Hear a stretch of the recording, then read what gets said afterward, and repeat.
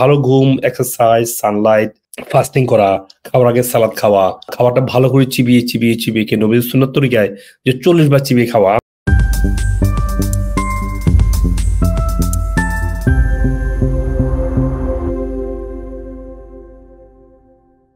Gastric হলে কটা কাজ করবেন আমি খুব সহজ করে বলছি। গ্যাস্ট্রিক যদি হয় আপনার প্রথম কাজ হচ্ছে আপনি খাবার আগে এক বাটি সালাদ খাবেন।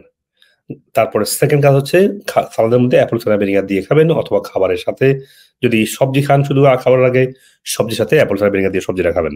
তারপর যদি গ্যাস্ট্রিক সমস্যা যদি হয় তারা অবশ্যই লম্বা সময় ফাস্টিং করবেন, এবং ফাস্টিং করার পর যদি গ্যাস্ট্রিক বাড়ানো হয় বুঝতে হবে আপনাকে এক্সারসাইজ করতে হবে, আপনার ভালো ঘুম হচ্ছে না। তাহলে ভালো ঘুম, এক্সারসাইজ, সানলাইট, ফাস্টিং করা, খাওয়ার আগে সালাদ খাওয়া, খাবারটা ভালো করে চিবিয়ে চিবিয়ে চিবিয়ে খেয়ে নবীর সুন্নাত তরিকায় যে 40 বার চিবিয়ে খাওয়া। আমি দেখেছি 40 বার চিবিয়ে খেলে আই ফিল মাচ ডিফারেন্ট দেন আমি যখন 10 বার বা 5 বার চিবিয়ে খাই। তো একটু করে দেখেন, আমি করে দেখেছি, ভালো লাগে।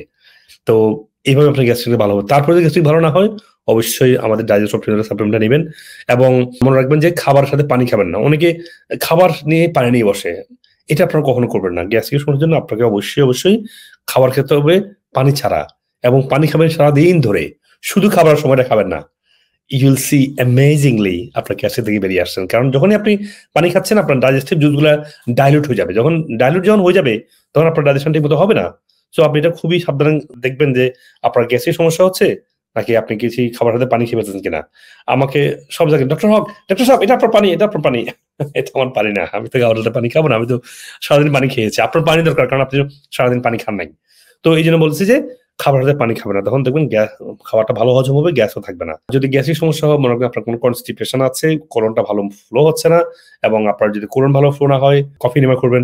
দেখেন কফি নিমা সারা জীবন করতে হবে তা না, মেন্টেনের জন্য করতে পারেন। কারণ আমি যেমন 1 সপ্তাহ 2 সপ্তাহ পরে একবার করি, মাঝে মাঝে আরো বেশিও করি, বা যেমন প্রায় 2 সপ্তাহ করা হচ্ছে না, I am feeling good. But যাদের সমস্যা আছে প্রথম থেকে একটু বেশি বেশি করে কফি নিমা করতে হবে, তাতে করেও গ্যাস্ট্রিকটা ভালো হবে। কারণ আপনি যদি ব্যাক ডোর যদি ক্লিন করেন ফ্রন্ট ডোরটা ভালো কাজ করবে, তাই না? এটা বুঝতে পারছেন জিনিসটা। তো কফি নিমা সেটটা আপনি পৃথিবীর যেখানে থাকেন সেটটা আপনি অর্ডার দিতে পারেন, আপনাকে দেখাচ্ছে আপনার জন্য। Nice, thank you. এত ভালো হয়ে গেছি না, নামগন্ধ নাই। আমার গ্যাসের প্রবলেম ছিল। আমি সবাইকে স্যারের এই ওয়েতে আসার জন্য আমি আমন্ত্রণ জানাবো যে সুস্থ জীবনযাপন মানুষকে অনেক ভালো রাখতে পারে, এবং আমরা চেষ্টা করলে এটা সম্ভব। আমার বডিতে লট অফ প্রবলেম ছিল, সেটা হলো গ্যাস্ট্রিক। আমি অনেক ধরনের মেডিসিন খেতাম, এখন কোনো ধরনের মেডিসিন খাই না। গ্যাস্ট্রিক নাই, ডায়াবেটিস নাই, মানে আমি নিজেই এক্সাইটেড এইসব দেখে। তো আমি খুব এক্সাইটেড যে এইসব ডিজিজ আমার বডিতে নাই। ও মাই গড, আমি যে কি এনার্জেটিক, আমি 2 বেলা খাই, সবাই অবাক হয়ে যায় অফিসে।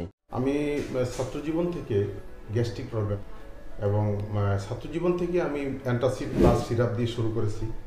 খাওয়া দাওয়ার কোনো ইয়ে ছিল না। তো আপনার এই ভিডিওগুলো দেখি, এখন কোনো মেডিসিন নেই।